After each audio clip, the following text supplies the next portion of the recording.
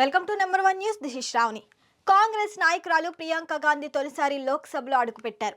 ఇటీవల కేరళలోని వాయనాడ్ లోక్సభ ఎన్నికల్లో ఆమె భారీ విజయాన్ని సొంతం చేసుకున్నారు.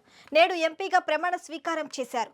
లోక్సభ ప్రారంభమైన వెంటనే స్పీకర్ ఓం బిర్లా కొత్తగా ఎన్నికైన సభ్యులతో ప్రమాణ స్వీకారం చేయించారు.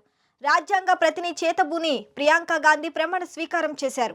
ప్రత్యక్ష ఎన్నికల్లో అరంగేట్రం చేసిన కాంగ్రెస్ అగ్ర నాయకురాలు ప్రియాంక గాంధీ తొలిసారి అడుగులోనే భారీ విజయాన్ని నమోదు చేశారు. కేరళలోని వాయనాడ్ లోక్సభ ఉప ఎన్నికల్లో తన సమీప ప్రత్యర్థిపై 4,10,931 ఓట్ల మెజార్టీతో గెలుపొందారు.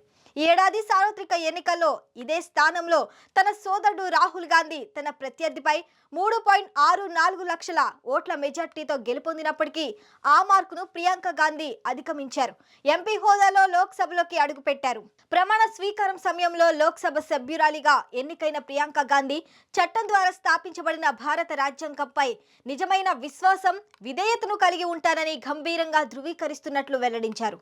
రాహుల్ గాంధీ ఖాళీ చేసిన వాయనాడ్ ఉప ఎన్నికల్లో ప్రియాంక 4 లక్షలకు పైగా ఓట్లతో గెలుపొందారు. దీంతో ప్రస్తుతం రాహుల్ గాంధీ రాయ్ బరేలీ నుంచి ఎంపీగా, ప్రియాంక వాయనాడ్ ఎంపీగా, సోనియా గాంధీ రాజ్యసభ ఎంపీగా ఎన్నికయ్యారు. ఈ క్రమంలో గాంధీ కుటుంబం నుంచి 3 వ్యక్తులు పార్లమెంటుకు హాజరు కానున్నారు. వాయనాడ్లో సోదరును మించి ప్రియాంకకు భారీ మెజార్టీ రావటం గొప్ప విషయం. తద్వారా గాంధీ కుటుంబంతోనే తాము ఉన్నామని వాయనాడ్ ప్రజలు చెప్పినట్టయింది. మరిన్ని సంచలన వార్తలకు వీక్షిస్తూనే ఉండండి నెంబర్ 1 న్యూస్. సామాన్యుడి చేతిలో సామాజిక అస్త్రం.